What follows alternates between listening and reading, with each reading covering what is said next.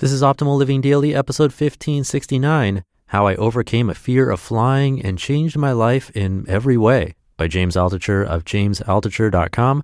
And I'm Justin Malik, your very own personal narrator today and every day. Not a typical podcast, there are no interviews, and it's short, almost always fewer than 10 minutes. For now, let's get right to it and start optimizing your life.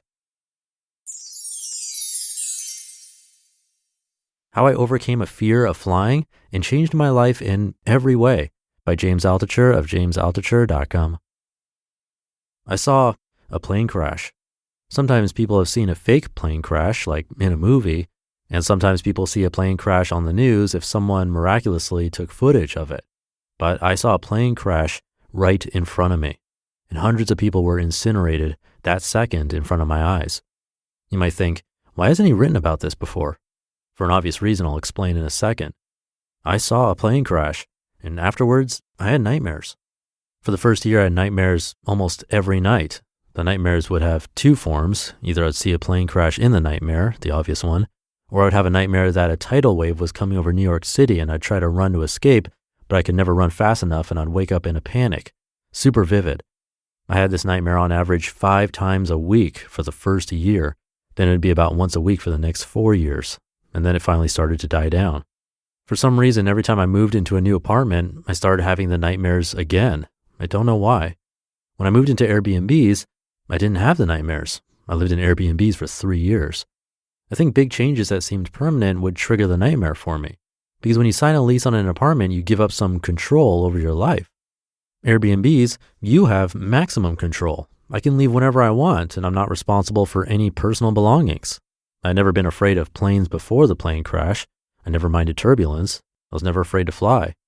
I guess it's obvious, but once I saw a plane crash with my own 2 eyes, I couldn't handle even the slightest turbulence. It was only a myth I told myself that I had even a slight amount of control over the events in my life. I didn't fly for about 4 years after I saw the crash, but I was surprised at how scared I was when I eventually got on a plane again. The slightest air bump and I'd be convinced we were crashing. I'd say to myself, never again, never again, never again. And I'd think to myself, I'm never going to see my kids again. I would always want to cry on the plane, or ask the stewardess if turbulence is normal, or I'd turn on music super loud so my ears would hurt and distract me. Then something happened that was wonderful. I saw the TV show Lost. Doesn't matter if you've seen the show or not.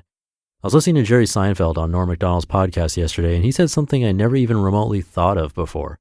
He said, people like a show when they like the background, when they want to be in that place. I never thought of that. I always thought people liked shows because of the stories, the characters, the humor, the drama, etc. I'm sure this is mostly true, but I never even considered that people like a show because the place the show happens. But then I thought, Lost. In Lost, the very first scene, a plane crashes on an island. The rest of the series is about how special that island is. From the very first show to the finale, which many people hated, but I didn't, I wanted to be on that island. The island was mysterious and magical and beautiful, and I wanted to be friends with Jack and Kate and Hurley, the main characters. I loved them. I loved the island. I loved the magic of the island. There was a certain aspect of faith, that faith in the island could bring magic into your life, like the Force in Star Wars. After that show, I stopped being afraid of flying. Now when I fly, if there is turbulence, I close my eyes and pray. I pray that we crash.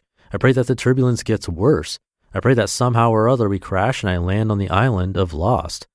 I know this is not realistic, but doing that actually made me feel better when the turbulence got worse instead of more scared.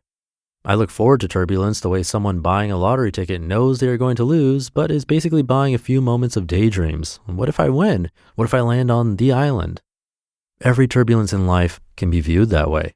Change can always turn into magic. I've had so much turbulence in my life in the past 20 years, like many people, but now I mostly look forward to it. I know that every turbulent moment has the seeds of fortune sown into it. In the past 3 years, I've had many changes. Most of my friends would say too many changes.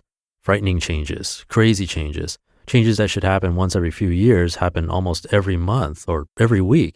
But because I've ratcheted up my changes in every way, I increased the chances of magic. And magic has happened. But why did I see a plane crash and why don't I ever write about it? It's the obvious. I had breakfast at the World Trade Center on 9/11. I was walking home on Church Street at 8:45 a.m. My business partner, Dan Kelly, turned towards me and said, "Is the president coming to town today?" Because there was this jet flying low, 600 feet high, right at us, right down Church Street. And then it passed right over us. Everyone sort of ducked because 600 feet is pretty low. And then we watched it crash right into the World Trade Center. Why have I never really written about it? Because a lot of people had it a lot worse, and it's not my story to tell. But it did trigger nightmares and a fear of flying. The nightmares disappeared after about 5 or 6 years. But with the fear of flying, I learned something. I had to always lean into the worst case scenario, crashing. Sort of like bombing on stage at stand-up comedy. Nobody wants to crash. Nobody wants to bomb on stage. Everyone wants the best things to happen all the time. But that's not how the world works. Life is hard. We can't control it, but people want to believe we can. That's why there's all these BS books like The Secret, a false belief we can get tickets for a vacation just by wishing for them. But if you do the opposite of those control or law of attraction books, that's when a beautiful life can be born. Often the true magic, the sweetness we are afraid to taste, are buried in the bitterness and horror of reality. That is where true faith happens. And I'm a magician. You just listened to the post titled, "How I Overcame a Fear of Flying and Changed My Life in Every Way" by James Altucher of jamesaltucher.com. And thank you to James. Not an easy subject to read about or narrate. Props to him, though, for finally writing about this experience. I will say I do think there's value in the law of attraction, but I see what he's saying, especially in times when things are out of our control, like what's happening in the world currently. I'm recording right now as far as ahead as I can because everything is so uncertain right now.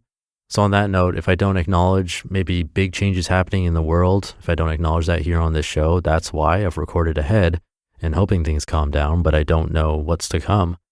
I'll likely acknowledge more current things in my newsletter at oldpodcast.com, but here I'm going to push through and hopefully bring some more positivity to you. So do take care, but that will do it for today. Thank you for listening and sticking around until the end. Have a great weekend if you're listening in real time, and I'll see you tomorrow as usual, where your optimal life awaits.